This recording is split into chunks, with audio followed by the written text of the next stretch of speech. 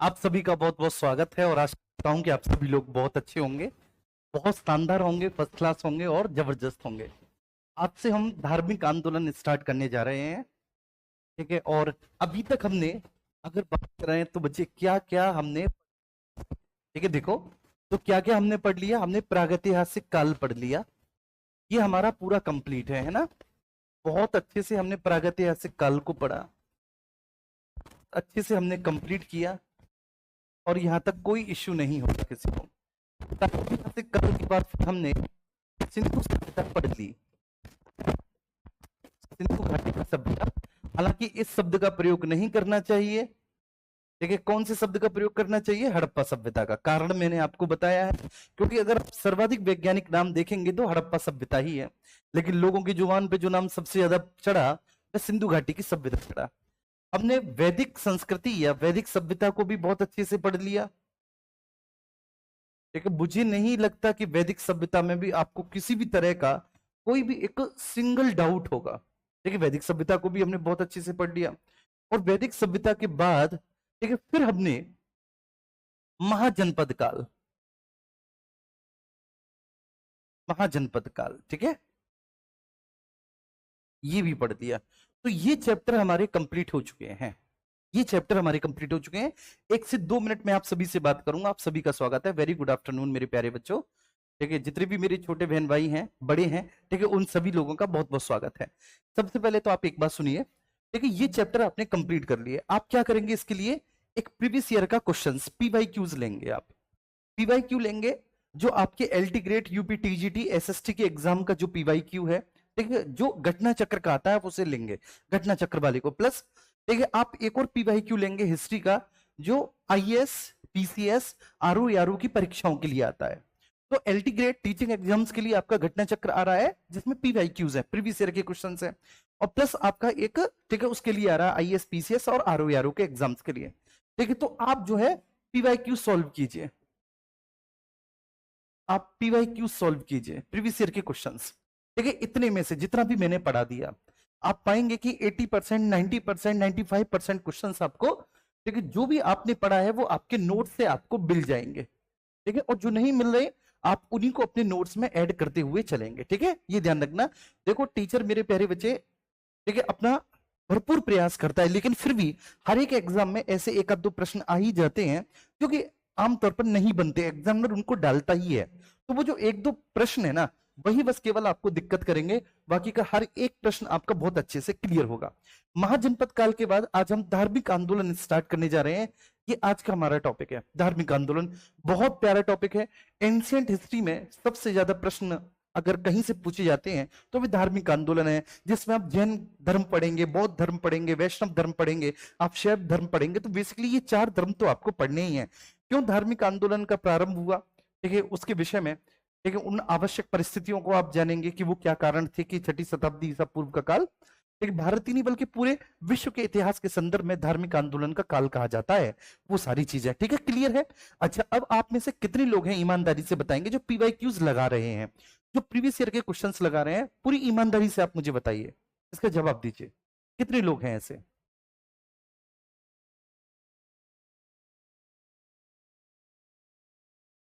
हाँ, कई लोगों ने यूथ भी खरीद रखा है। चलिए कोई बात नहीं, बात एक ही है, आप यूथ ले लो या घटना चक्र ले लो। ठीक है, वो दोनों में ही प्रीवियस ईयर के क्वेश्चंस हैं।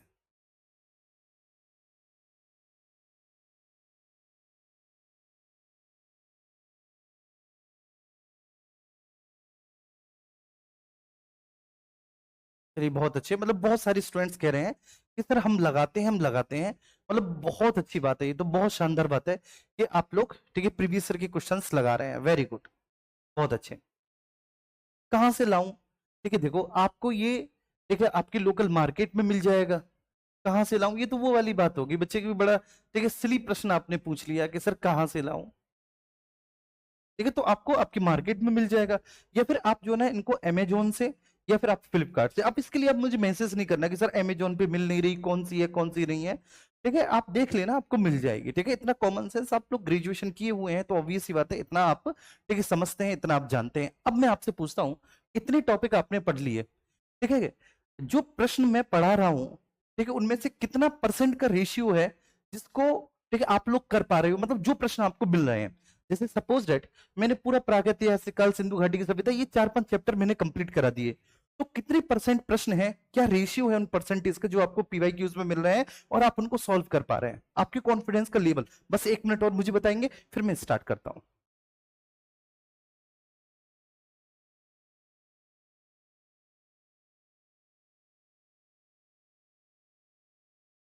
चलिए, पूनम पांडे जी को 95% है, पूनम पांडे जी का।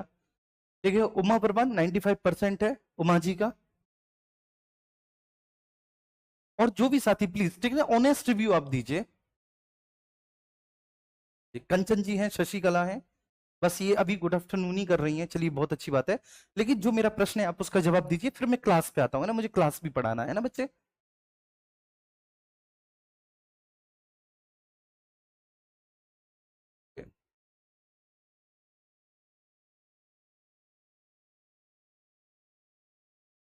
श्रद्धा 95% मिल रहे हैं, मोनिका को 90% मिले हैं जी। अच्छा, हेमचंद्र अहिरवार 99% बोल रहे हैं। रोहित मौर्य जी अभी तक सबसे कम है, रोहित मौर्य जी 80% है। और देखिए, एक और साथी हमारे बीच में मिनी चंद्रा, मिनी चंद्रा केवल 40% पे है। अच्छा, मिनी चंद्रा जी। सुधीर पाशी जी हैं, 90% है। सुमित सिंह 80% है जी। ओके, रविकांत जी 67% रविकांत जी का जा रहा है। ओके, ठीक है, बहुत अच्छी बात है। हाँ ठीक है, किसी से भी लगाइए आप, ठीक है, नितिन कुमार राणा जी किसी से भी लगाइए, ठीक है आप। और रविंद्र सिंह 85% है, लेकिन पीवाईक्यू जरूर लगाइए, सब लोग साथ के साथ पीवाईक्यू लगाते हुए चलिए, ठीक है। ऑब्वियस सी बात है, अपने आप कॉन्फिडेंस आ जाएगा। आगे बढ़ते हैं, देखिए, एक तरफ मगध का उत्कर्ष चल रहा है, ठीक है, मगध का उत्कर्ष चल रहा है, और मगध के उत्कर्ष में बहुत सारे राजवंश हैं। अगर आप देखेंगे इसमें, तो सबसे पहले बृहद्रथ वंश है, मैंने आपको बताया इसके बारे में सब कुछ, इसकी पूरी स्टोरी बताया, बृहद्रथ वंश। दूसरा राजवंश जो है, वह बृहद्रथ वंश के बाद जो स्थापित हुआ वह हर्यक वंश है।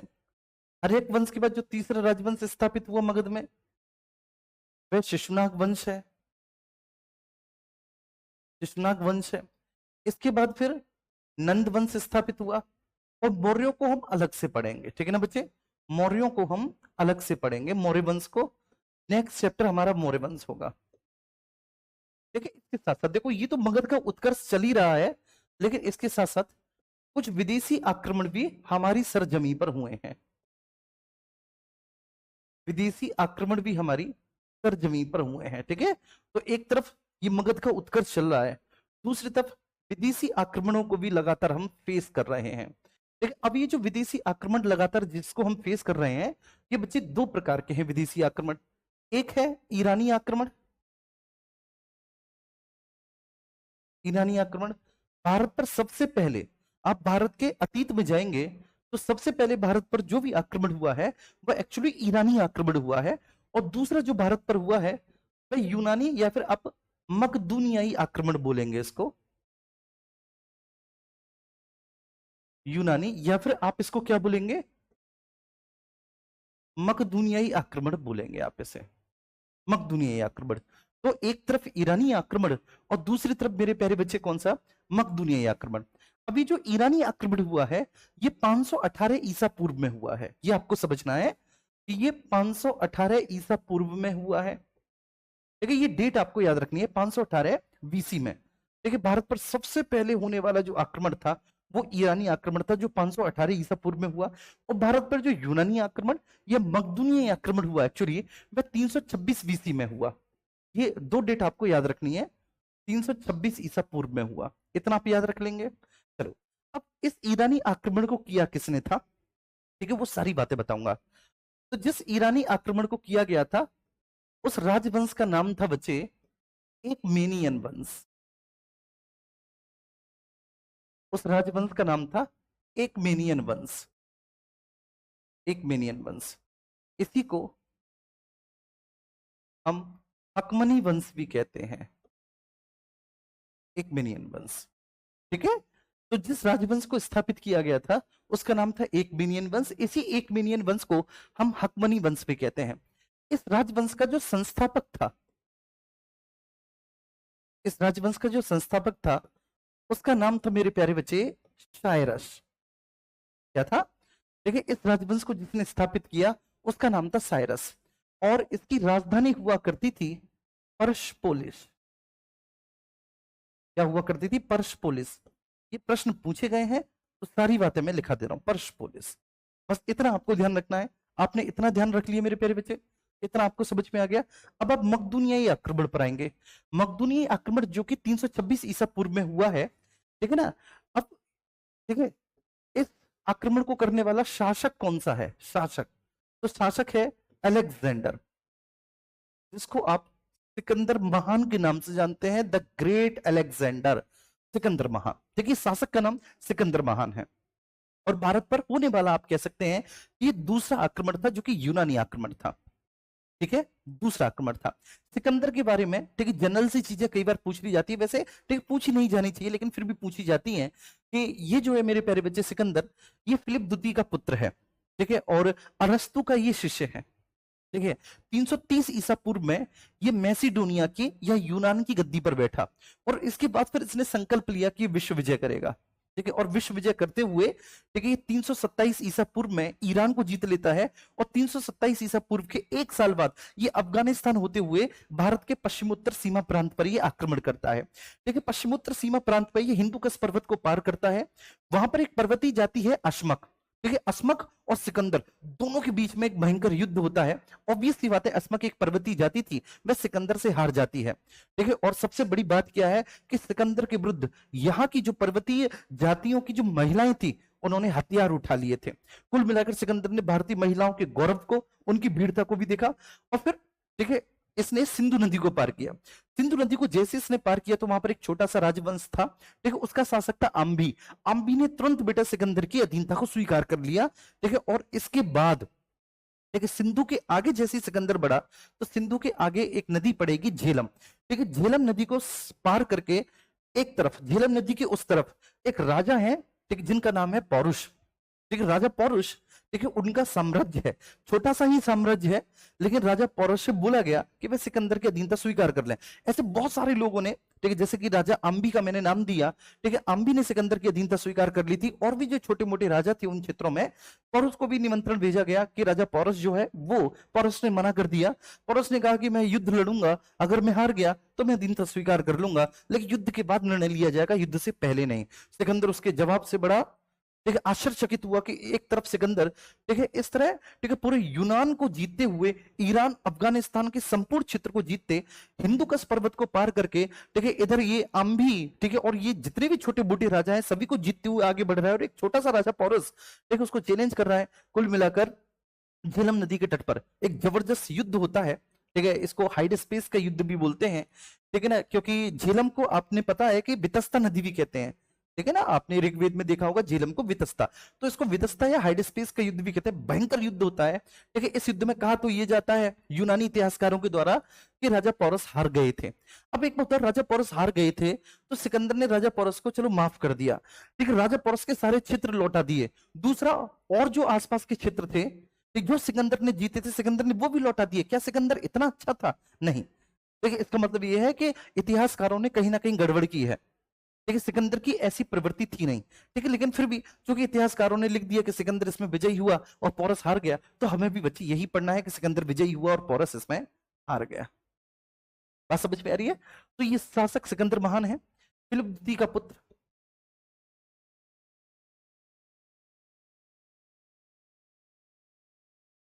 फिलिप द्वितीय का पुत्र एवं अरिस्टोटल, अरस्तु का शिष्य था। अरस्तु का शिष्य था। 327 ईसा पूर्व में, ईसा पूर्व में ईरान को जीता। ईरान को जीता बच्चे इसने, और ईरान को जीतते हुए फिर इसने हिंदू कश पर्वत को पार किया। हिंदू कुश पर्वत को पार किया।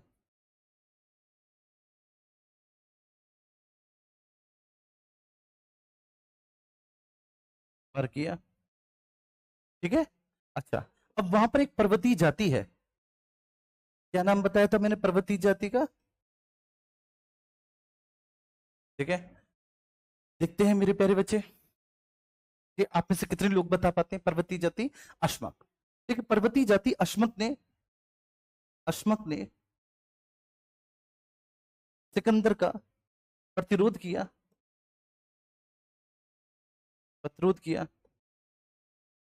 और यहाँ की महिलाओं ने भी हथियार उठाए सिकंदर के खिलाफ यहाँ की महिलाओं ने भी हथियार उठाए।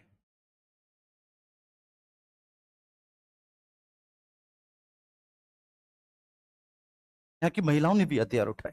देखिए ये पूरी कहानी है, ये बात समझ में आई? चलो अभी इसको हम आगे कंटिन्यू करेंगे, लेकिन पहले हम ईरानी आक्रमण भी तो देख लें। देखिए एक्चुअली साइरस जो है वो इस राजवंश का संस्थापक है। सबसे पहले भारत पर देखिए साइरस ने आक्रमण किया था, लेकिन साइरस असफल हुआ। देखिए साइरस असफल हुआ, देखिए साइरस का प्रयास सफल नहीं हुआ। साइरस के बाद फिर बहुत सारे शासक हुए। ऐसा ही एक शासक हुआ जिसका नाम था डेरियस प्रथम या दरियाबाहु। देखिए इस दरियाबाहु ने भारत के पश्चिमोत्तर सीमाई प्रांतों पर आक्रमण किया। 518 ईसा पूर्व की बात है। डेरियस प्रथम सफल हुआ, और उसने क्या किया डेरियस ने कि जो पश्चिमोत्तर सीमाई प्रांत जो गांधार और कंबोज है, देखिए इनको इसने मिलाया, और मिलाने के बाद अपना एक राज्य बनाया।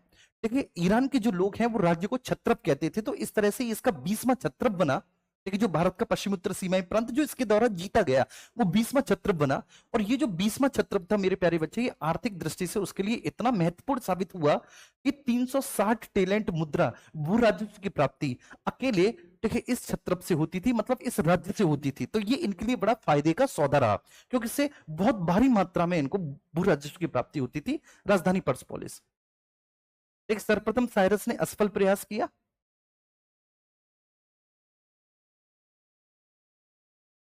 सर्वप्रथम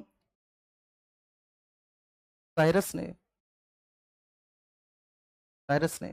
असफल प्रयास किया, असफल प्रयास किया है ना, मैंने बताया था। इसने भारत के उत्तर पश्चिम सीमाई प्रांतों पे आक्रमण तो किया, लेकिन ये जो आक्रमण था ये कैसा प्रूव हुआ बच्चे? ये कैसा सिद्ध हुआ? ये असफल सिद्ध हुआ। ये आक्रमण सफल नहीं हो पाया। इसके बाद बच्चे सफल आक्रमण किसने किया? डेरियस प्रथम ने, डेरियस फर्स्ट। देखिए इसको दरियाबाहु के नाम से भी जाना जाता है, दरियाबाहु। इसने पश्चिमोत्तर सीमाई प्रांतों को जीता, पश्चिमोत्तर सीमाई प्रांतों को जीता।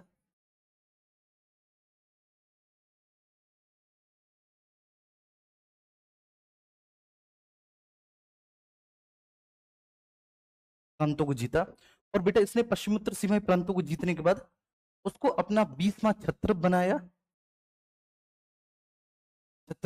20वां छत्रप, और उससे उसे 360 टैलेंट मुद्रा की प्राप्ति होती थी। मतलब इतना रेवेन्यू मिलता था, बहुत ज्यादा। देखिए आर्थिक दृष्टि से उसके लिए ये फायदे वाला सौदा हुआ। देखिए आर्थिक दृष्टि से बच्चे बहुत ज्यादा फायदे वाला सौदा हुआ। देखिए विदेशी आक्रमण, तो हम क्या करेंगे, विदेशी आक्रमण को यहां लिख लेंगे, है ना, विदेशी आक्रमण। इसको काट देंगे भाई, हटाओ इसको, इसको छोटा कर दो ना, क्या जरूरत है इतना बड़ा करने की। और इसको भी थोड़ा सा नीचे ले आओ, ये मगध का उत्कर्ष है, इसे भी नीचे ले आओ। अब ऊपर कर दो। अब ये विदेशी आक्रमण आपका ठीक है यहाँ पे आ गया, पूरा आ गया। ठीक है जी, क्लियर है? तो प्रतिरोध किया, महिलाओं ने भी हथियार उठाए। महिलाओं को ने हथियार उठाए, तो फिर भैया जी क्या हुआ? देखिए सिकंदर सिकंदर ने सिंधु नदी को पार किया।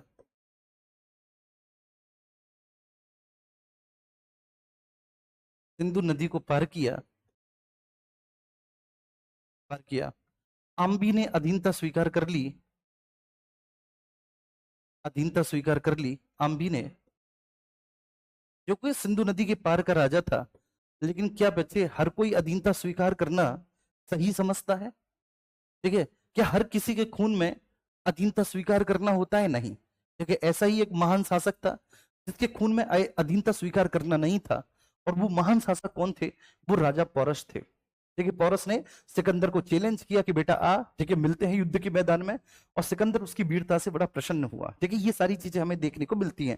ठीक है, एक बार मैं और बता देता हूं आपको, ठीक है, फिर से आप समझ लेंगे इसको और रिवाइज कर लेंगे इस पूरे घटनाक्रम को, है ना। ये पूरा घटनाक्रम रिवाइज करना बड़ा जरूरी है। ठीक है, और बस इतना भी पूरा विदेशी आक्रमण मैंने आपको बता दिया, नो डाउट। ठीक है, आपको, ठीक है, ये बहुत अच्छे से समझ में आ गया होगा। ठीक है, ऐसी मैं आप सभी से उम्मीद करता हूं। ठीक है जी, अब देखिए सबसे पहले एक एक पॉइंट को आप समझिए। देखिए, भारत पर दो विदेशी आक्रमण हुए उस समय जब मगध का उत्कर्ष चल रहा था। एक तरफ मगध का उत्कर्ष है और दूसरी तरफ भारत पर क्या हो रहे हैं, विदेशी आक्रमण हो रहे हैं। ठीक है, ये भारत पर होने वाले जो विदेशी आक्रमण हैं, ये विदेशी आक्रमण कहां पर हुए हैं, देखिए उत्तर पश्चिम सीमाई प्रांतों में हुए हैं। देखिए, ईरानी आक्रमण 518 ईसा पूर्व में हुआ। वहां पर जिस राजवंश का शासन है उसका नाम है एकमेनियन वंश, हकमनी वंश, और उस राजवंश का संस्थापक था साइरस। देखिए, साइरस की राजधानी पर्सपोलिस थी। ये ध्यान रखना, पर्सपोलिस को आज का काबुल कहा जाता है, जो आज भी अफगानिस्तान की राजधानी है। तो वहां की राजधानी पर्सपोलिस थी। सर्वप्रथम साइरस ने ही असफल प्रयास किया था, ठीक है, भारत के पश्चिमोत्तर सीमाई प्रांतों पे आक्रमण करने का। ठीक है, लेकिन जो सफल आक्रमण किया वो डेरियस प्रथम दरियाबाहु ने किया। इसने पश्चिमोत्तर सीमाई प्रांतों को जीता, गांधार और कंबोज के क्षेत्रों को जीतकर उसे अपना 20वां छत्र बनाया, और वहां से उसको 360 टैलेंट की राजस्व की प्राप्ति होती थी। 360 टैलेंट, ठीक है, रेवेन्यू मिलता था। दूसरा मकदूनियाई आक्रमण है, ये सिकंदर का आक्रमण है। ठीक है, सिकंदर, ठीक है, यूनान का, मकदूनिया का या मैसिडोनिया का रहने वाला था। मैसिडोनिया का रहने वाला था बच्चे। ठीक है, सिकंदर महान फिलिप द्वितीय का पुत्र है, अरस्तु का शिष्य है। 327 ईसा पूर्व में ईरान को जीता, हिंदुकुश पर्वत को पार करके।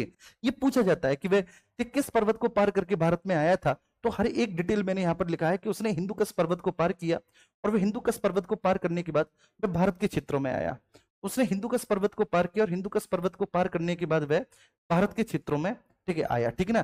फिर उसके बाद उसका सामना जो हुआ वो एक पर्वतीय जाति अस्मक से हुआ। ठीक है, उस पर्वतीय जाति जो कि एक लड़ाका जाति थी, उसने उसके सामने हथियार नहीं डाले।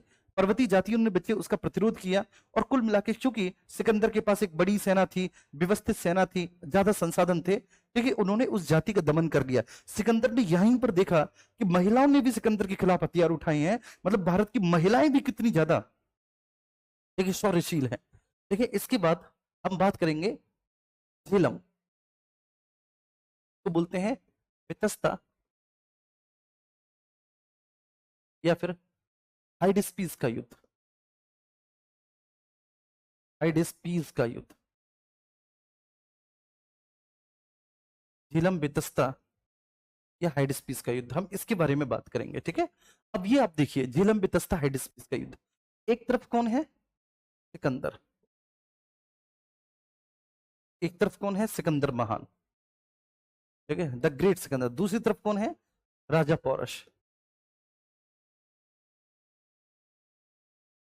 दूसरी तरफ कौन है, राजा पौरस।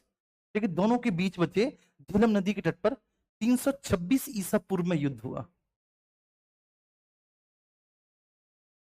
युद्ध हुआ, और आपको बताया था कि राजा पौरस को निमंत्रण भेजा गया कि वो अधीनता स्वीकार कर लें। राजा पौरस ने बेटा अधीनता स्वीकार नहीं की। बस, ठीक है, इसमें आपको इतना लिखना है कि सिकंदर विजयी हुआ। यूनानी इतिहासकार तो यही कहते हैं, इस युद्ध में सिकंदर विजयी हुआ। लेकिन एक प्रश्न पूछा जाता है कि भाई सिकंदर विजयी हुआ, चलो ठीक है, ठीक है, लेकिन मगध पर इसके समकालीन शासक कौन था जब सिकंदर का भारत पर आक्रमण हुआ था। तो ये प्रश्न पूछा जाता है कि भाई जब भारत पर आक्रमण हुआ तो भारत पर आक्रमण के समय मगध पर उस समय समकालीन शासक कौन था, तो उस समय था धनानंद। किसका राज्य था भैया उस समय, धनानंद का राज्य था। ठीक है ना। और एक और बात बताना आप लोग कि युवावस्था में चंद्रगुप्त मौर्य, युवावस्था में चंद्रगुप्त मौर्य सिकंदर से मिला था। सिकंदर से मिला था, सिकंदर से मिला था। ठीक है, इस बात का उल्लेख किया गया है। लेकिन सिकंदर चंद्रगुप्त मौर्य की बातों से इतना चिढ़ गया, इतना चिढ़ गया कि उसने चंद्रगुप्त मौर्य को मारने का आदेश दे दिया। ठीक है, इस बात का प्रसंग मिलता है कि युवावस्था में, ठीक है ना, चंद्रगुप्त मौर्य सिकंदर से मिला था। कुल मिलाकर ये बात आपको ध्यान रखनी है। अब चंद्रगुप्त मौर्य सिकंदर से मिला था युवावस्था में, तो ठीक है, ये बोला गया है। देखो, एक और बात मैं आपको बता दूं, जो यूनानी इतिहासकार हैं, ठीक है, चलो मैं आगे बताऊंगा, बस इतना आप ध्यान रखना। अब हम आते हैं अपने धार्मिक आंदोलन पर। जो आज का हमारा टॉपिक है। ठीक है, अब हम धार्मिक आंदोलन पर चलते हैं। बहुत अच्छे से सब लोग, ठीक है, पूरी कहानी समझना, और फिर उस पूरी कहानी को हम एक एक करके लिखते हुए चले जाएंगे और समझते हुए चले जाएंगे। धार्मिक आंदोलन, छठी शताब्दी ईसा पूर्व का काल जो है बच्चे, वो भारत ही नहीं पूरे विश्व में, ठीक है, एक धार्मिक आंदोलन का काल था। इस समय ईरान में जरथुस्ट्र के नेतृत्व में, चीन में कन्फ्यूशियस के नेतृत्व में, और यूनान में पाइथागोरस के नेतृत्व में धार्मिक आंदोलन हुए। भारत में भी ऐसे ही धार्मिक आंदोलन हुए, ठीक है, जैसे कि महावीर स्वामी जी के नेतृत्व में, ठीक है, जैन धर्म, गौतम बुद्ध साहब के नेतृत्व में बौद्ध धर्म, और ठीक है, शैव धर्म और वैष्णव धर्म, ये एक तरह के धार्मिक आंदोलन के ही परिणाम थे। ठीक है, ये बात आपको ध्यान रखनी है। ठीक है, महात्मा बुद्ध से पहले, बौद्ध ग्रंथों में लिखा है कि महात्मा बुद्ध से पहले समाज में 6 बौद्धितर आचार्य थे। 6 ऐसे आचार्य थे समाज में जो समाज सुधार का कार्य कर रहे थे। उन 6 आचार्यों में महात्मा बुद्ध से पहले महावीर स्वामी जी को माना गया है, जिन्होंने जैन धर्म की स्थापना की। उन 6 आचार्यों में मखली गोसाल को माना जाता है, जिन्होंने आजीवक संप्रदाय की स्थापना की। ठीक है, उन 6 आचार्यों में संजय बैठलीपुत्र को माना जाता है, जिन्होंने अनिश्चयवाद सिद्धांत दिया। संजय बैठलीपुत्र साहब का अनिश्चयवाद सिद्धांत बहुत ज्यादा फेमस है मेरे प्यारे बच्चे। इसके बाद, ठीक है, इन 6 आचार्यों में एक पूर्ण कश्यप हुए, जिन्होंने अक्रियावाद या अकर्मवाद का सिद्धांत दिया। पूर्ण कश्यप साहब ने। इसमें पकुत कच्चायन साहब हुए, जिन्होंने नित्य पदार्थवाद का सिद्धांत दिया, पकुत कच्चायन साहब ने। और इसमें एक, ठीक है, अजित केशकम्बलिन हुए, ठीक है, जिन्होंने यदृक्षावाद या उच्छेदवाद का सिद्धांत दिया। अजित केशकम्बलिन साहब ने। तो 6 बौद्धितर आचार्य तो जो समाज सुधार का कार्य कर रहे थे, लेकिन ये कुछ महत्वपूर्ण नहीं कर पाए। ठीक है, ध्यान रखना, ये कुछ महत्वपूर्ण नहीं कर पाए, तो इसलिए, ठीक है, फिर आगे चलकर समाज में, ठीक है, 2 नए धर्मों की स्थापना होती है, बौद्ध धर्म और जैन धर्म। ठीक है, ये समाज सुधार का कार्य करते हैं, बौद्ध धर्म और जैन धर्म। सबसे इंटरेस्टिंग बात ये है कि आप जब इनके संस्थापकों को देखेंगे, तो जैन धर्म के तो खैर सभी तीर्थंकर जो हुए हैं वो क्षत्रिय हुए हैं। तो जैन धर्म दावा करता है कि हमारे सारे तीर्थंकर क्षत्रिय थे। ठीक है, और जिन्होंने समाज सुधार का बीड़ा उठाया। बौद्ध धर्म के भी जो संस्थापक हैं, गौतम बुद्ध साहब, वो भी क्षत्रिय थे। और सबसे बड़ी बात है कि ये राजवंश और राजकुल से संबंधित व्यक्ति हुआ करते थे। ठीक है, चाहे आप जैन धर्म के 23वें तीर्थंकर देखें, पार्श्वनाथ जी, या 24वें तीर्थंकर, ये सभी राज परिवार, राजकुल से संबंधित थे। ठीक है, समाज में बच्चे इस समय इतनी सारी बुराइयां घर कर गई हैं। ठीक है, क्योंकि आपने देखा कि उत्तर वैदिक काल में ही महिलाओं और शूद्रों की स्थिति किस प्रकार से दयनीय होती चली गई है। ऐत्री ब्राह्मण के उस स्टेटमेंट से साफ पता चलता है कि महिलाओं और शूद्रों को समान और पुत्री को समस्त दुखों का कारण बताया गया है। तो क्या ही स्थिति रही होगी। इसके बाद फिर भारत में एक लंबे समय काल तक सूत्र काल चला। ठीक है, और इस सूत्र काल में ये स्थिति जैसे दयनीय होती गई। धीरे धीरे महिलाओं को उच्च शिक्षा और शूद्रों को भी उच्च शिक्षा प्राप्त करने से, ठीक है, रोका गया। और ऐसे बहुत सारे धार्मिक स्थल थे जहां पर उनके प्रवेश पर रोक लगा दी गई। ठीक है, और साथ ही साथ जो कर्म आधारित वर्ण व्यवस्था थी, वो अब जाति आधारित होगी और जातियां वंशानुगत हो गई। तो वैदिक यज्ञ और अनुष्ठान हुआ करते थे, वे अब बहुत ज्यादा खर्चीले हो गए, आडंबरपूर्ण हो गए, और अब हर किसी को यज्ञ करने का अधिकार नहीं था। तो ऐसी स्थिति में, लेकिन जरूरी था कि एक सामाजिक परिवर्तन हो, जिसके माध्यम से समाज के वंचित शोषित वर्ग को दोबारा से मुख्य धारा में लाया जाए, और इसी को हम धार्मिक आंदोलन के नाम से जानते हैं। ठीक है, इसी को धार्मिक आंदोलन के नाम से जानते हैं। तो ये सारी बातें मैं लिख देता हूं। छठी शताब्दी ईसा पूर्व का काल,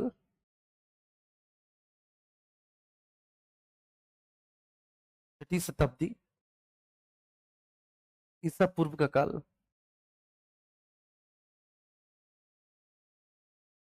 भारत ही नहीं,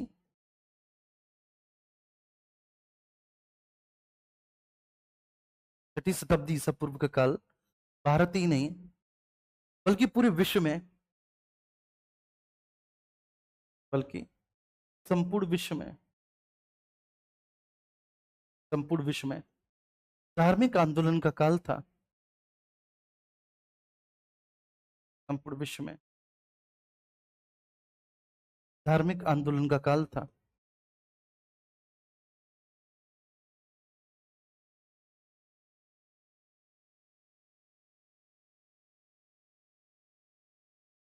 धार्मिक आंदोलन का काल था। ठीक है बच्चे, ईरान में किसके नेतृत्व में? जरथुस्ट्र के नेतृत्व में। यूनान में बच्चे किसके नेतृत्व में धार्मिक आंदोलन हुआ? पाइथागोरस। आपने पाइथागोरस प्रमेय पढ़ी होगी। पाइथागोरस, ये वही पाइथागोरस है। तो यूनान में पाइथागोरस साहब के नेतृत्व में, और चीन में कन्फ्यूशियस साहब के नेतृत्व में, कन्फ्यूशियस साहब के नेतृत्व में धार्मिक आंदोलन हुए, धार्मिक आंदोलन, ठीक है। अब यहां पर आपको लिखना है कि महात्मा बुद्ध से पहले बेटा समाज में 6 बौद्धिकतर आचार्य थे जो धार्मिक सुधार का कार्य कर रहे थे। बुद्ध से पहले 6 बौद्धिकतर आचार्य थे, 6 बौद्धिकतर आचार्य, ठीक है, जो कि समाज सुधार का कार्य कर रहे थे।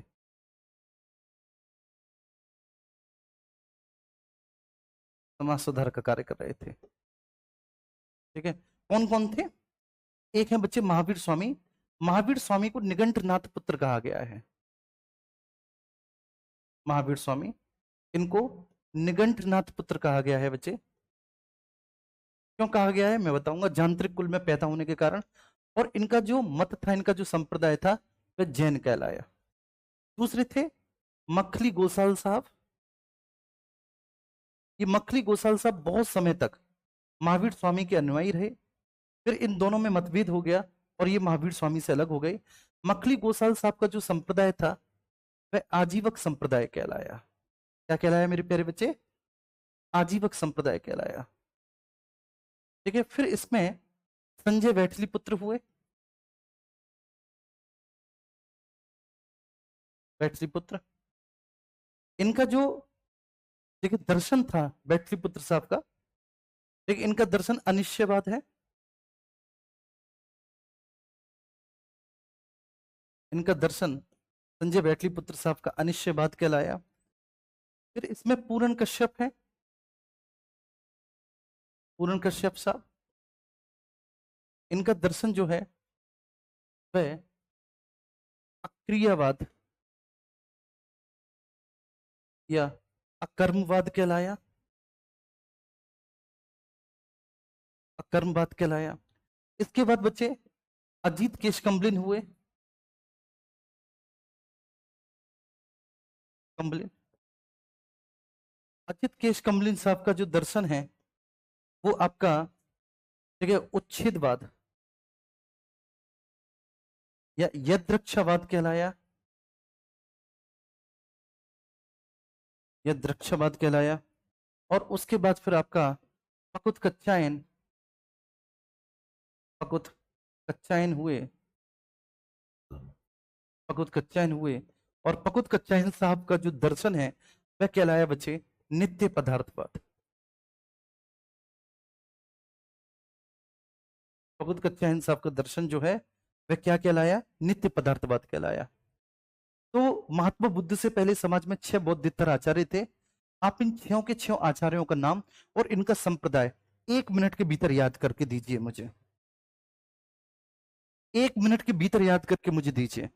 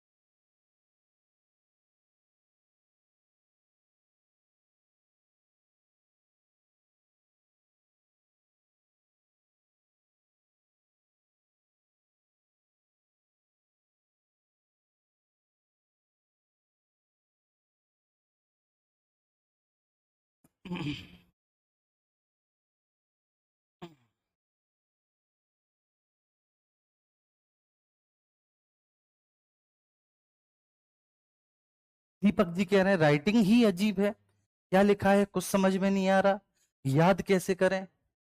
चलो दीपक जी, देखिए जब मैं समझा रहा था, जब मैं बोल रहा था, तब तुम कहाँ थे। चलो ठीक है, मैंने माना मेरी राइटिंग ठीक है अजीब है, तुम्हारी राइटिंग इससे अच्छी हो सकती है बेटा। तुम्हारी राइटिंग में ठीक है मोती हो सकते हैं जड़े हुए, मैं मानता हूं, लेकिन जब मैं बोल बोल के लिख रहा था ठीक है, तब भैया तुम्हारा ध्यान कहाँ था। ऐसा तो नहीं कि मैंने कोई भी चीज बिना बोले लिख दी हो, है। चलिए, महावीर स्वामी निगंठनाथ पुत्र, देखिए इनके द्वारा जो स्थापित संप्रदाय है वो जैन संप्रदाय है। मखली गोसाल आजीवक संप्रदाय, संजय बैठली पुत्र अनिश्चयवाद, पूरन कश्यप अक्रियवाद या अकर्मवाद, अजित केश कंबलिन उच्छेदवाद या यदृक्षावाद, और पकुत कच्चाइन नित्य पदार्थवाद। अब आया समझ में बेटा।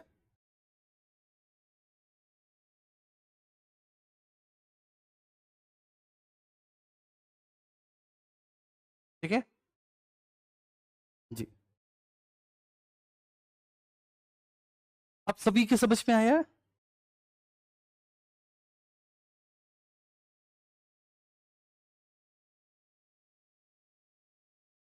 हाँ वही अरस्तु बेटा जो प्लेटो के शिष्य थे, ये उन्हीं अरस्तु का शिष्य था।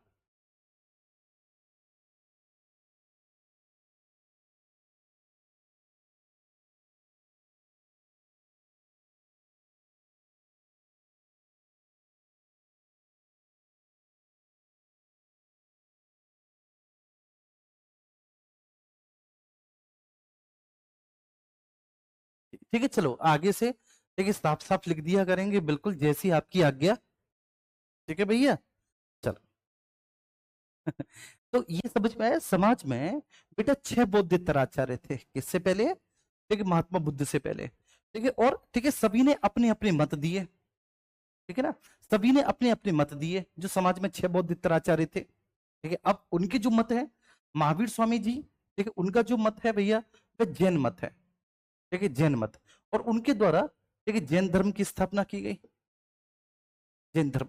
मखली गोसाल साहब ने आजीवक संप्रदाय की स्थापना की, और मखली गोसाल साहब का जो दर्शन है, ठीक है, मखली गोसाल साहब का जो दर्शन है वो मैं आपको बताऊंगा। हाँ, ठीक है, फिर संजय बैटली पुत्र साहब, ये जो संजय बैटली पुत्र साहब हैं भैया, एक बेटा देखो इसका एक बेस्ट वो है, जब मैं बोलता हूं ना लिखता हूं, तब लिख लिया करो, तब समझ लिया करो। संजय बैठली पुत्र हैं, इन्होंने अनिश्चयवाद दिया है, फिर पूरन कश्यप ने अक्रियवाद या अकर्मवाद दिया है, अजित केश कंबलिन ने उच्छेदवाद या अदृक्षवाद दिया, पकुत कच्चाइन ने नित्य पदार्थवाद दिया है। अरे सभी का कमेंट दिखता है बेटा, पढ़ने पे ध्यान दो आप लोग। ठीक है चलिए, अब मैंने बताया था मखली गोसाल साहब ने, मखली गोसाल साहब ने जो सिद्धांत दिया है वह बच्चे नियतिवादी या भाग्यवादी कहलाता है। वह नियतिवादी या भाग्यवादी कहलाता है, या भाग्यवादी, जो इनका सिद्धांत है वह नियतिवादी या भाग्यवादी कहलाता है। संजय बैटली पुत्र ने अनिश्चयवाद दिया, ठीक है, और ये सारी चीजें हैं। अब ये सिद्धांत है क्या, ठीक है, इनके बारे में हम सारी बातें बहुत अच्छे से डिस्कस करेंगे। सबसे पहले क्योंकि हमें महावीर स्वामी जी तो अलग से पढ़ने ही हैं, तो सबसे पहले हम बात करेंगे मखली गोसाल साहब की।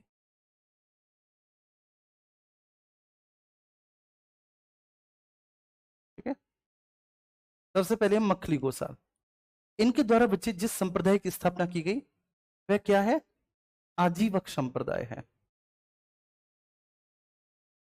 आजीवक संप्रदाय है। और इनका दर्शन क्या है, बोलो, इनका दर्शन क्या बताया, नियतिवादी या भाग्यवादी, नियतिवादी या भाग्यवादी, ये इनका दर्शन है, नियतिवादी या भाग्यवादी। मखली गोसाल साहब आजीवक संप्रदाय की स्थापना की इन्होंने, और इनका दर्शन है नियतिवादी या भाग्यवादी। ये लगभग 6 वर्षों तक महावीर स्वामी जी के सहयोगी रहे, बाद में महावीर स्वामी जी से इनका किसी बात पर मतभेद हो गया, और फिर इन्होंने महावीर स्वामी जी से अलग होकर आजीवक संप्रदाय की स्थापना की। ठीक है, आजीवक संप्रदाय ये वही है बच्चे कि अशोक ने अपनी सुदामा गुफा और अशोक का जो पोता है दशरथ उसने नागार्जुनी गुफा जिन लोगों को भेंट की है, जिन संतों को भेंट की है, वो संत आजीवक संप्रदाय के ही थे। ठीक है ना। इनका जो दर्शन है नियति या भाग्यवादी ये कहता है कि प्राणी भाग्य के अधीन है। देखिए इनका आशय ये है बच्चे कि वही होता है जो भाग्य में लिखा होता है। आप में से भी बहुत सारे लोग इस बात में विश्वास मानते होंगे कि भाई वही होता है जो भाग्य में लिखा होता है। तो ये इनके बारे में है कि नियतिवादी या भाग्यवादी ये कहते हैं कि होता वही है जो भाग्य में लिखा हुआ होता है। ठीक है। तो आप इनके बारे में लिख लेंगे। ठीक है, जो बात मैंने बोली है आप लिख लेंगे कि लगभग 6 वर्षों तक महावीर स्वामी जी के सहयोगी रहे। ठीक है, इस बात को आप लोग लिख लेंगे, प्लीज मुझे बताइए।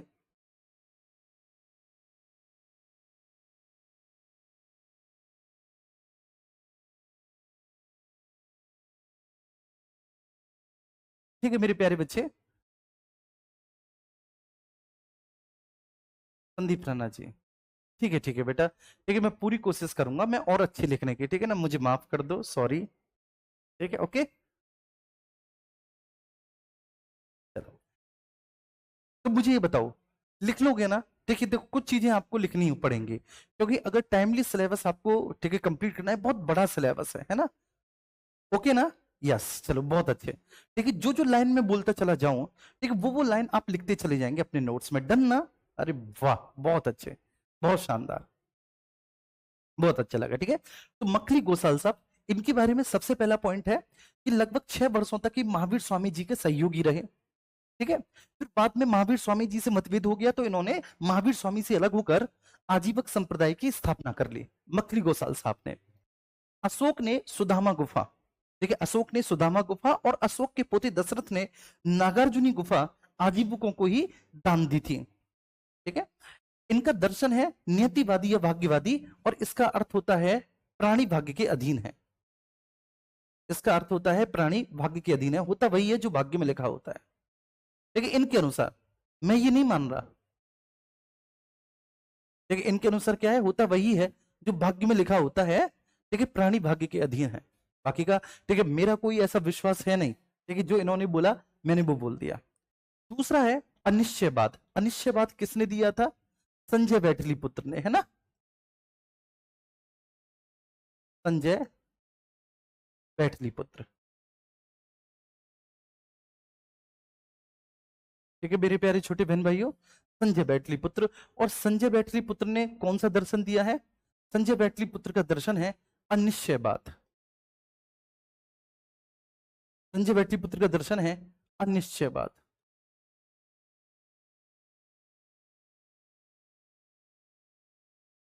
अनिश्चयवाद संजय बैठली पुत्र का। ठीक है, अनिश्चयवाद है मतलब ये बोलते हैं कि जीवन संबंधी किसी भी प्रश्न का कोई निश्चित उत्तर संभव नहीं है। ठीक है, क्या बोलते हैं कि जीवन संबंधी किसी भी प्रश्न का कोई निश्चित उत्तर संभव नहीं है।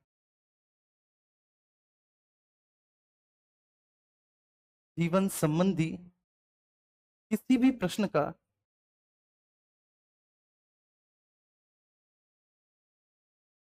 किसी भी प्रश्न का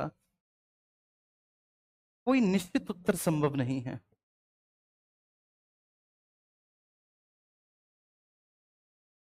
कोई निश्चित उत्तर संभव नहीं है।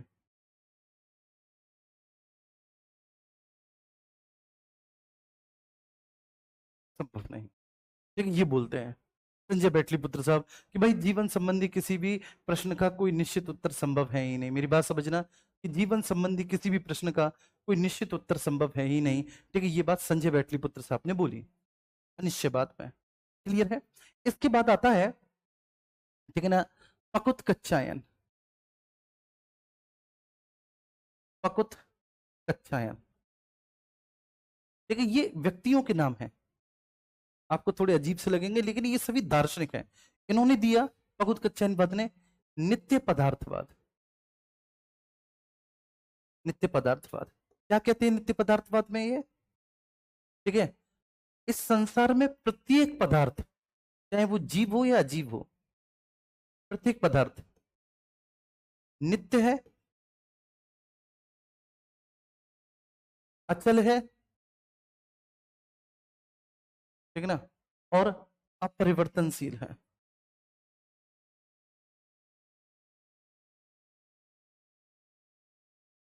अपरिवर्तनशील है। ठीक है बच्चे, ये बोलते हैं कि प्रत्येक पदार्थ नित्य है, अचल है और अपरिवर्तनशील है। प्रत्येक वस्तु नित्य है, अचल है और अपरिवर्तनशील है। बहुत कुछ है। फिर पूर्ण कश्यप साहब आ जाते हैं। पूर्ण कश्यप, पूर्ण कश्यप ये क्या बोलते हैं? पूर्ण कश्यप साहब अकर्मवाद, है ना। पूर्ण कश्यप साहब का क्या है? अक्रियावाद या अकर्मवाद।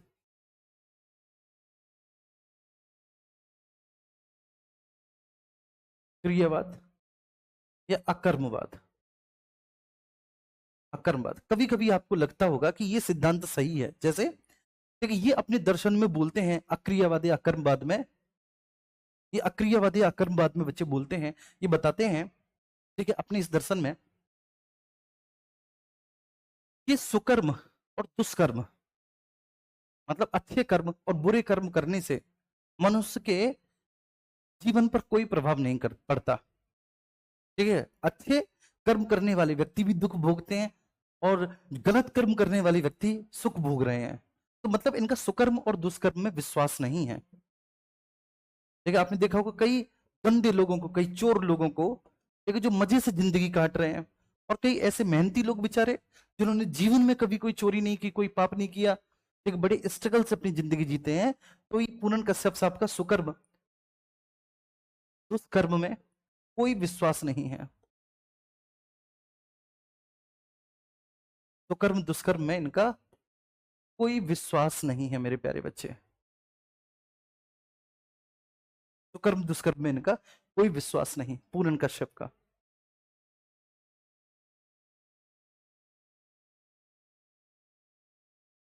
देखिए सुकर्म दुष्कर्म में पूरन कश्यप साहब का कोई विश्वास नहीं। अब इसके बाद फिर आगे देखिए आते हैं अजित केसकम्बलिन साहब, लास्ट यही बचे हैं अजित केसकम्बलिन। इनका दर्शन सबसे बेस्ट दर्शन है, तुम्हें मजा आएगा जब आप इनका दर्शन पढ़ोगे तो। अजित केसकम्बलिन, ठीक है, इन्होंने बोला है यह द्रक्षावाद या उपच्छेदवाद, इनका दर्शन क्या है? यह द्रक्षावाद या उपच्छेदवाद। उपच्छेदवाद, ये अपने इस दर्शन में कहते हैं कि देखिए प्राणी की जो इच्छा हो, मतलब जो भी तुम्हारी इच्छा हो तुम्हें वो करना चाहिए। प्राणी की जो इच्छा हो वो करना चाहिए, अपने इस दर्शन में बोलते हैं। जैसे आपका मन कर रहा है आज आइसक्रीम खाने का, खाओ आइसक्रीम बेटा। आज मन कर रहा है छोले भटूरे खाने का, खाओ छोले भटूरे। ठीक है, इनके अकॉर्डिंग। ठीक है, तो प्राणी की जो इच्छा है वो करनी चाहिए। आगे देखिए इन्हीं के दर्शन पर बेस्ड होकर चारवाक ने लोकायत दर्शन दिया।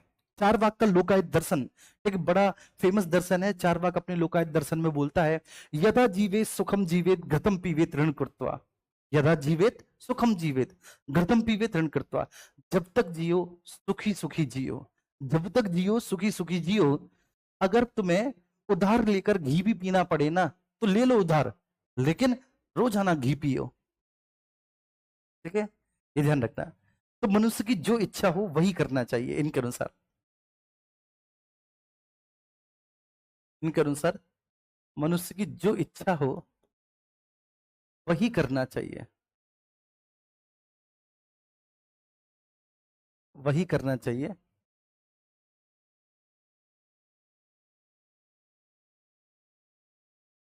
आगे चलकर यह है ही, आगे चलकर यही चार वाक्य लोकायत दर्शन का आधार बना। चार वाक्य लोकायत दर्शन का आधार बना।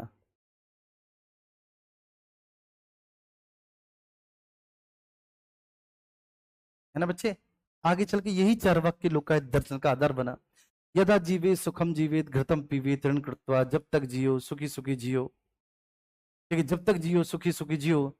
अरे तुम्हें घी भी पीना पड़े ना तो घी पियो उधार लेके, कोई दिक्कत नहीं। चल, ठीक है, तो ये महात्मा बुद्ध से पहले समाज में 6 बौद्धिकतर आचार्य थे, और भैया ये उनके दर्शन है। आइए अब हम स्टार्ट करते हैं जैन धर्म। जैन धर्म, ठीक है। जैन धर्म के बारे में पहले मैं पूरी स्टोरी बताऊंगा और आप इस पूरी स्टोरी को समझेंगे बहुत अच्छे से, ठीक है सब लोग, जैन धर्म की पूरी स्टोरी को। देखिए जैन धर्म में एक परंपरा होती है तीर्थंकर की, ठीक है ना। तीर्थंकर का मतलब होता है, जैसे कहा जाता है ना, आपने सुना भी होगा कि जैन धर्म में टोटल 24 तीर्थंकर हुए। तो ऐसी जैन धर्म में एक परंपरा होती है तीर्थंकर, और तीर्थंकर का मतलब होता है पथ प्रदर्शक, ठीक है, मतलब राह दिखाने वाले, प्रवर्तक, ठीक है ना, जो उस मत के प्रवर्तक है, जिन्होंने वह मत चलाया है, या फिर अधिष्ठाता। अधिष्ठाता का मतलब है कि जिनकी हम आराधना करते हैं। तो तीर्थंकर का मतलब है कि उपदेशक, लिख देता हूं साथ साथ, तीर्थंकर का मतलब है उपदेशक, ठीक है ना, प्रवर्तक,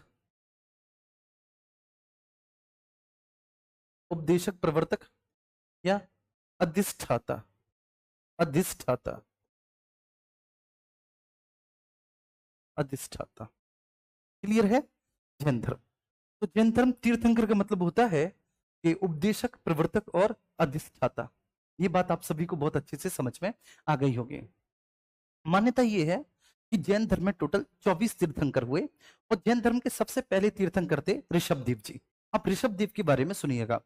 देखिए ये जो ऋषभदेव हैं, इनको ऋषभदेव, ऋषभनाथ या फिर आदिनाथ के नाम से भी हम लोग जानते हैं। इनको या तो ऋषभदेव कह देते हैं, ऋषभनाथ या आदिनाथ के नाम से जानते हैं। और सबसे बड़ी बात क्या है, सबसे इंटरेस्टिंग बात, कि कई सारे ब्राह्मण ग्रंथों में भी इनका उल्लेख हुआ है ऋषभदेव का। जैसे कि ऋषभदेव साहब का उल्लेख विष्णु पुराण में हुआ है, भागवत पुराण में हुआ है, और विष्णु और भागवत पुराण में ऋषभदेव साहब का उल्लेख नारायण के अवतार के रूप में हुआ है, ठीक है ना। विष्णु और भागवत पुराण में ऋषभदेव साहब का जो उल्लेख हुआ है वह नारायण के अवतार में हुआ है, क्लियर है। अच्छा, जैन धर्म के जितने भी तीर्थंकर हैं, इनमें से केवल दो तीर्थंकर, एक ऋषभदेव और 22वें तीर्थंकर अरिष्टनेमी, इनका ऋग्वेद में भी उल्लेख मिलता है। इसमें ऋग्वेद में भी इनका उल्लेख मिलता है। चलिए, इसके अलावा देखिए, देखो सबसे बड़ी बात क्या है, ऋषभदेव साहब के बारे में मैं आपको बताऊं कि कहा यह जाता है कि इन्होंने जैन धर्म को ग्रहण किया जब इनको ज्ञान की प्राप्ति हो गई। ज्ञान की प्राप्ति होने के बाद इन्होंने जैन धर्म ग्रहण किया, और इन्होंने, देखिए, इस जैन मत की परंपरा को आगे बढ़ाया। इन्होंने अपना संपूर्ण राजपाट अपने बेटे भरत को सौंप दिया, और उसके बाद फिर ये सन्यासी हो गए। बस इतना ऋषभदेव के बारे में, ठीक है ना, बस इतना। तो ऋषभदेव, देखिए, इनको तीर्थंकर का मतलब क्या है। अब प्रथम तीर्थंकर, जैन धर्म के प्रथम तीर्थंकर ऋषभदेव है। ऋषभदेव है, इनको देखिए हम आदिनाथ और ऋषभनाथ, ठीक है, इसके नाम से भी जानते हैं। ऋषभदेव साहब को आदिनाथ और ऋषभनाथ के नाम से भी इनको पुकारा जाता है, इनको जाना जाता है, ठीक है। और मैंने बताया था विष्णु पुराण और भागवत पुराण में इनका उल्लेख, विष्णु एवं भागवत पुराण में इनका उल्लेख नारायण के अवतार के रूप में हुआ है। भागवत पुराण में इनका उल्लेख नारायण के अवतार के रूप में हुआ है।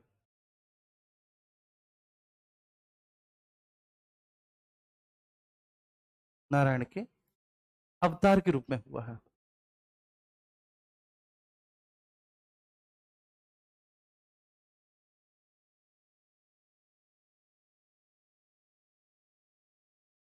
ठीक है। विष्णु एवं भागवत पुराण में इनका उल्लेख नारायण के अवतार के रूप में हुआ है बच्चे, ठीक है। इसके अलावा ऋषभदेव साहब और 22वें तीर्थंकर कौन, अरिस्टनेमी। 22वें तीर्थंकर अरिस्टनेमी,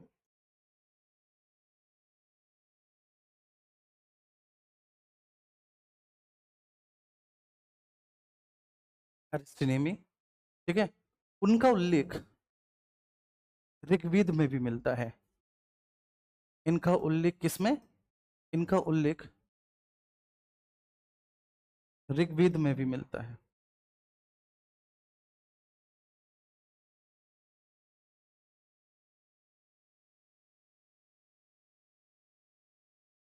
ऋग्वेद में भी मिलता है। तो ऋषभदेव एवं 22वें तीर्थंकर अरिस्टनेमी साहब देखिए भैया, इन दोनों का उल्लेख ऋग्वेद में भी मिलता है, ये बात ध्यान रखना बच्चे। ठीक है, क्लियर है? ये क्लियर है? यहां तक कोई इश्यू तो नहीं मेरे प्यारे बच्चे? इसके अलावा देखिए, इन्होंने इन्होंने ये मान्यता है कि इन्होंने ज्ञान की प्राप्ति हुई, ज्ञान, इन्होंने ज्ञान प्राप्ति के बाद अपना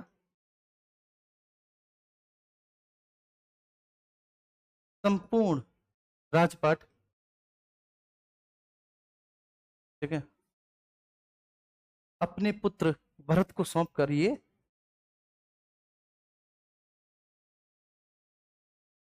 सन्यासी हो, भरत को सौंप ये है सन्यासी हो, और जैन धर्म का प्रचार प्रसार करने लगे। सन्यासी हो गए, और ये भैया सन्यासी हो जाने के बाद ये जैन मत, जैन धर्म का प्रचार प्रसार करने लगे। जैन मत, जैन धर्म का प्रचार प्रसार करने लगे। ये ऋषभ देव साहब के बारे में देखो। अब देखो, जैन धर्म के बारे में कुछ महत्वपूर्ण पॉइंट्स आप लोग ऐसे की पॉइंट्स बनाएंगे, ऐसे लिखेंगे की पॉइंट्स, और कुछ महत्वपूर्ण पॉइंट्स बच्चे मैं आपको बताता हूं। सबसे पहले, जैन धर्म में एक मान्यता है कि जो जैन धर्म के 19वें तीर्थंकर थे, जिनका नाम था मल्लीनाथ। मल्लीनाथ एक स्त्री थी। एक मान्यता है, क्या मान्यता है? कि भाई 19वें तीर्थंकर मल्लीनाथ एक स्त्री थे। 19वें तीर्थंकर मल्लीनाथ एक स्त्री थे। मल्लीनाथ एक स्त्री थी, स्त्री थी, सॉरी, मल्लीनाथ एक स्त्री थी जी, बिल्कुल। 19वें तीर्थंकर, बाकी के सभी तीर्थंकर पुरुष हुए, 19वें तीर्थंकर मल्लीनाथ स्त्री हुई। दूसरी, जैन धर्म के बेटा जितने भी तीर्थंकर पहले से लेके और 22 तक, ऐसा लगता है कि शायद ये कोई कहानी लिख दी गई इसलिए, जिससे कि जैन धर्म की प्राचीनता को प्रूव किया जा सके। लेकिन जैन धर्म के केवल 2 ही व्यक्ति ऐसे हैं जिसके वास्तविक ऐतिहासिक व्यक्ति, एक तो 23वें तीर्थंकर पार्श्वनाथ जी, और 24वें तीर्थंकर महावीर स्वामी जी। ऐसा क्यों? क्योंकि इनका उल्लेख समकालीन ग्रंथों में, साहित्य में मिलता है। ठीक है, तो ध्यान रखना, जैन धर्म में 2 ही तीर्थंकर हैं, ठीक है, जो वास्तविक ऐतिहासिक व्यक्ति हैं। केवल 2 ही तीर्थंकर हैं बच्चे, 2 ही तीर्थंकर हैं जो वास्तविक ऐतिहासिक व्यक्ति हैं। कौन कौन बोलो? वास्तविक ऐतिहासिक व्यक्ति हैं, बोलो कौन कौन?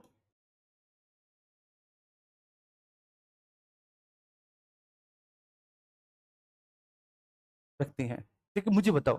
केवल 2 ही तीर्थंकर हैं जो वास्तविक ऐतिहासिक व्यक्ति हैं, और वह जो केवल 2 ही तीर्थंकर हैं जो वास्तविक ऐतिहासिक व्यक्ति हैं, वह कौन कौन है? तो एक है पार्श्वनाथ जी,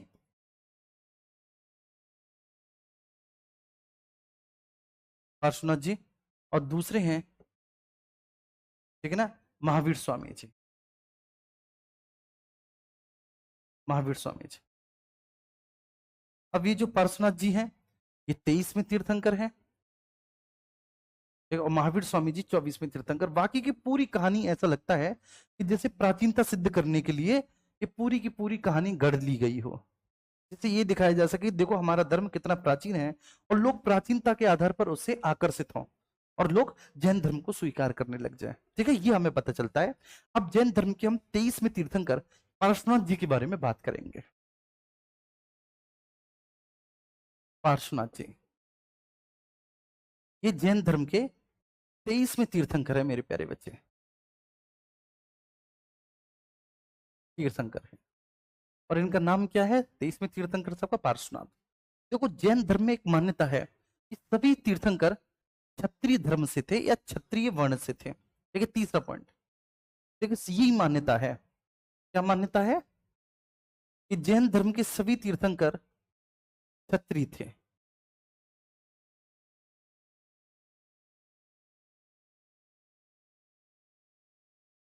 सभी तीर्थंकर कौन थे बच्चे? क्षत्रिय थे।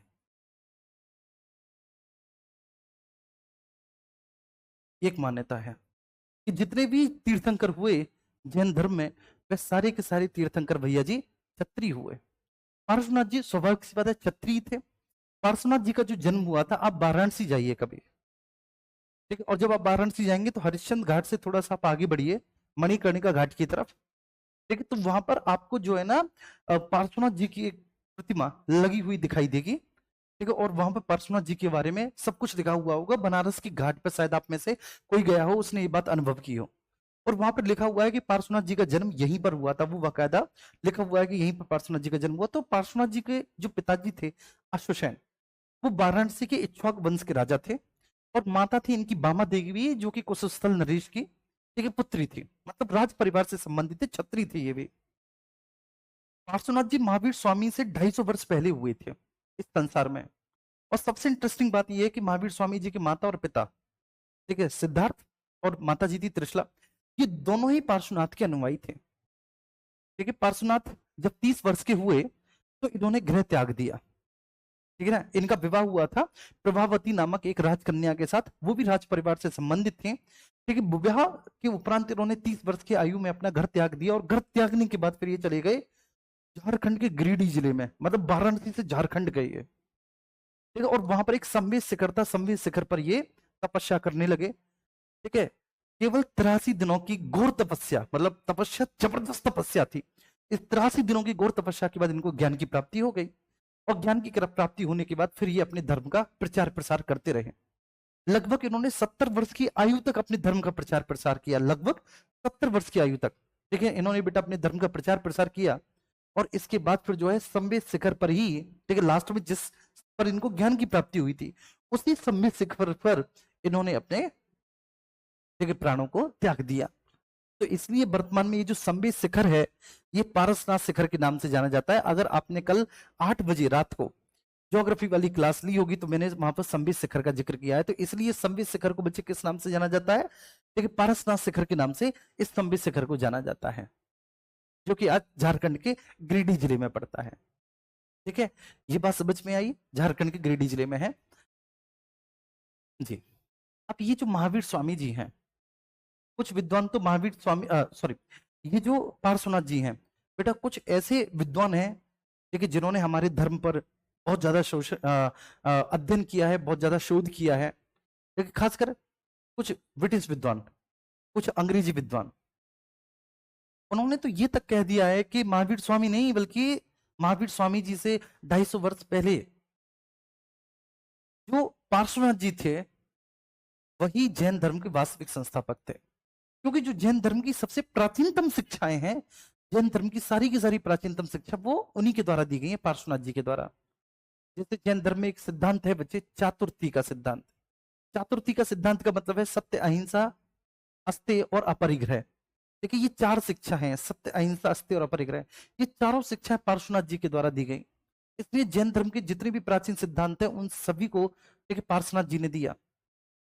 क्लियर है? जैन ग्रंथों में पार्श्वनाथ जी को पुरुषादनी मतलब महान पुरुष कहा गया है। पुरुषादनी के महान पुरुष थे ये बात समझ में आई? क्लियर है? और इनके अनुयायी निर्ग्रंथ कहलाए। निर्ग्रंथ या निगंठ का मतलब होता है कि इनके अनुयायी सभी प्रकार के बंधनों से मुक्त हैं। अब चूंकि इनके अनुयायी सभी प्रकार के बंधनों से मुक्त हैं, इसलिए इनके अनुयायी क्या कहलाए? निगंठ कहलाए या निर्ग्रंथ कहलाए। निगंठ कहलाए या निर्ग्रंथ कहलाए। बात समझ में आ रही है? सभी को ये बात क्लियर हुई? अच्छा,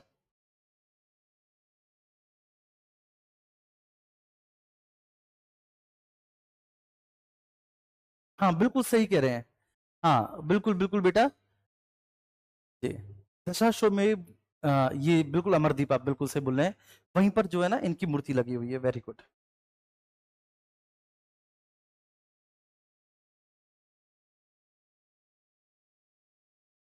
ज्ञान प्राप्ति में कैसा ज्ञान मिलता है बेटा, इसको तो मैं आज तक नहीं पता कर पाया, क्योंकि मुझे भी ज्ञान की प्राप्ति नहीं हुई।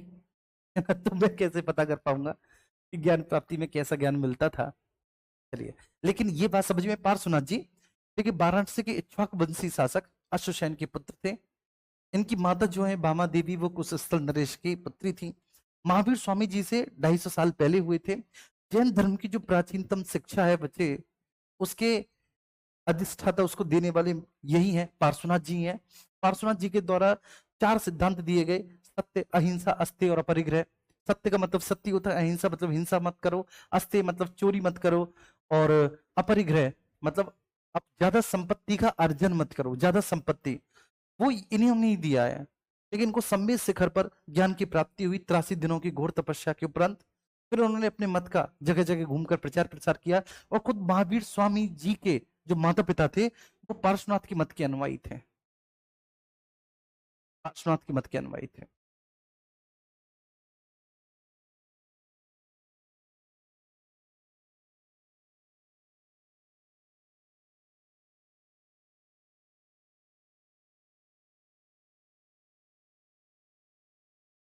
ठीक है, एक बार प्लीज थम्स अप करेंगे।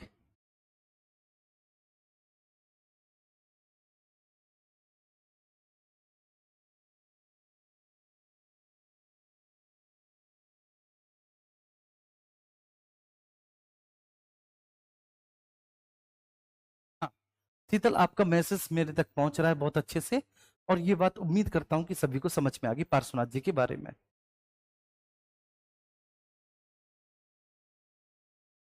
ठीक है, बताओ यार। चलो आ गए, थम्स अप आ गए, वेरी गुड। ठीक है, अब आप एक बार, ठीक है, इन सबको रिवाइज करो। ठीक है, जितना भी है पहले रिवाइज करो, हमने क्या क्या अभी तक पढ़ा। ठीक है, आज क्या क्या अभी तक पढ़ा। ठीक है, ये टॉपिक आपके कंप्लीट हो चुके हैं। ठीक है, आप, ठीक है, इनको बहुत अच्छे से एक बार रिवाइज कर लीजिए, इनको अच्छे से पढ़ लीजिए। ठीक है, एक बार सारी वीडियोस इनकी देख लीजिए, थोड़ा सा अतिरिक्त समय लगाकर, ठीक है, निकाल कर वो आपको निकालना पड़ेगा, और प्लस इनकी PYQs भी आपको लगाने हैं। ठीक है, अच्छा, धार्मिक आंदोलन आपका चल रहा है, मैंने क्या क्या बताया। देखिए, एक तरफ तो मगध का उत्कर्ष हुआ और मगध में निम्न राजवंश हुए, तो दूसरी तरफ कुछ विदेशी आक्रमण हुए। एक विदेशी आक्रमण बचे, भारत पर सबसे पहले होने वाला आक्रमण ईरानी आक्रमण था, उसके बाद मकदूनियाई, या फिर आप इसको कह सकते हैं कि यूनानी आक्रमण हुआ। ठीक है, या फिर आप बोल सकते हैं कि यूनानी आक्रमण हुआ।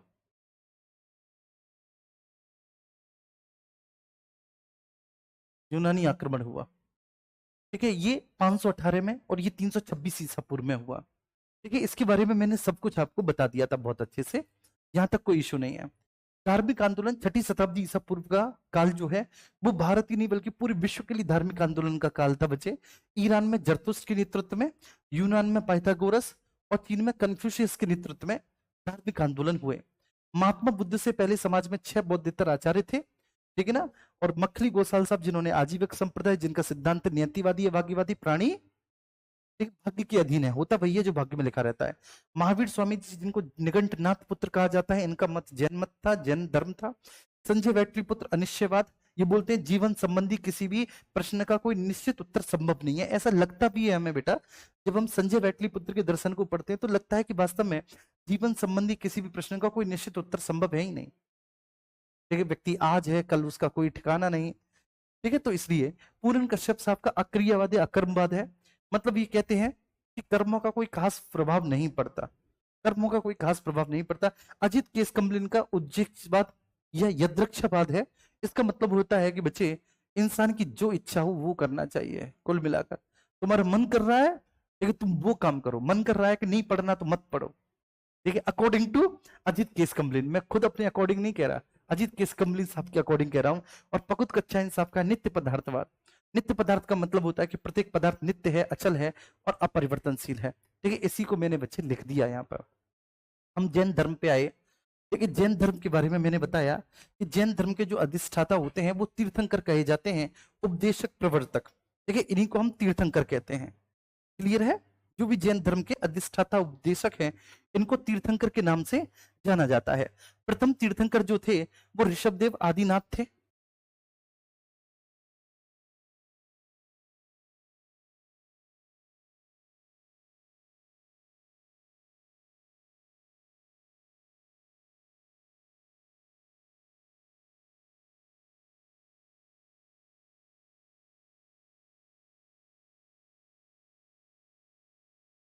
ठीक है बच्चे, तो प्रथम तीर्थंकर ऋषभदेव आदिनाथ या ऋषभनाथ थे। ठीक है ना, और इनका उल्लेख विष्णु पुराण एवं भागवत पुराण में नारायण के अवतार के रूप में किया गया है। ऋषभदेव एवं 22वें तीर्थंकर जो हैं अरिष्टनेमी, इनका उल्लेख ऋग्वेद में भी मिलता है। एक ज्ञान प्राप्ति के बाद अपना संपूर्ण राजपाट अपने पुत्र को दे दिया था इन्होंने। चलिए, 19वें तीर्थंकर मल्लीनाथ एक स्त्री थे। केवल 2 ही तीर्थंकर हैं जो वास्तविक ऐतिहासिक व्यक्ति हैं, महावीर स्वामी और पार्श्वनाथ जी। और मान्यता है कि जैन धर्म के सारे तीर्थंकर क्षत्रिय थे। इसके बाद फिर हम आज ठीक है, पार्श्वनाथ जी पर आए। पार्श्वनाथ जी के बारे में जो भी स्टोरी मैंने बताई, वो पूरी की पूरी स्टोरी मेरे प्यारे बच्चे आपको आपके नोट्स में मिल जाएगी। ठीक है, आइए अब हम स्टार्ट करेंगे महावीर स्वामी जी। महावीर स्वामी, देखो सबसे ज्यादा जरूरी क्या होता है कि हमें इनका जन्म समझना है या इनका जीवन परिचय। जीवन परिचय सबसे ज्यादा जरूरी ये है, जीवन परिचय। दूसरा, इनकी शिक्षाएं या इनका दर्शन क्या है। ठीक है, और तीसरा, इनके द्वारा जो दिए गए सिद्धांत होते हैं। ये तीन चीजें हमें महावीर स्वामी जी के बारे में समझनी है। देखिए, इनको हम कल समझेंगे। महावीर स्वामी जी के बारे में जो तीन चीजें हैं कल समझेंगे, क्योंकि आज ये पूरा नहीं हो पाएगा। और कल ही मैं एक साथ महावीर स्वामी जी का संपूर्ण दर्शन, देखिए संपूर्ण धर्म और उनका पूरा जीवन परिचय मैं कल कंप्लीट कराऊंगा। मैं लिटरली शॉक हूं कि 1.25 घंटा इस क्लास में हो गया और पता नहीं चला। ठीक है, फिर हम 4:30 बजे मिलेंगे जबरदस्त तरीके से आप लोगों के साथ, और हमारी क्लास रहेगी पॉलिटिकल साइंस की। देखिए, पॉलिटिकल साइंस में जो कल मैंने शासन व्यवस्था का वर्गीकरण आपको बताया था, अच्छे से सभी लोगों को समझ में आया था? प्लीज एक बार बताएंगे आप लोग। ज्ञान प्राप्ति अंजलि जी कैसे होती है बेटा? वो ज्ञान प्राप्ति का मतलब होता है कि ये सांसारिक विषय वासना जो होती है, इस सांसारिक विषय वासना से मुक्त हो जाते हैं। ठीक ना? काम, क्रोध, मद, लोभ, अहंकार, ईर्ष्या, इनका इनके ऊपर कोई प्रभाव नहीं पड़ता। ठीक है, आप इन्हें कितना भी भला बुरा बोल दें, क्रोध नहीं आता। कितनी भी सुंदर स्त्री खड़ी कर दें, काम नहीं आता। ठीक, कितनी भी संपत्तिशाली, कितनी भी, ठीक है, आप कह सकते हैं कि कितनी भी बड़ी संपत्ति, कितना भी बड़ा धन आप इनके सामने रख दें, इनके मन में लोभ नहीं आता। ठीक है ना? आप देखिए, कितना भी चाहे इनसे अपने प्रेम का इजहार करें, आप रोए इनके प्रेम के प्रति, इन्हें आपसे प्रेम नहीं होगा। अरे, तो यही है। उम्मीद करता हूं कि आपको बहुत अच्छे से समझ में आ गया होगा।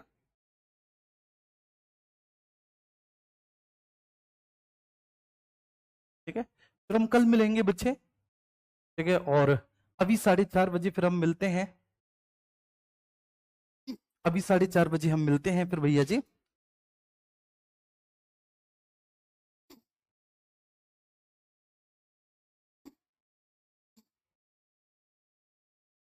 चलिए, थैंक यू, थैंक यू। अगर सर आप 6 घंटे पढ़ाएंगे तो भी हम बोर नहीं होंगे।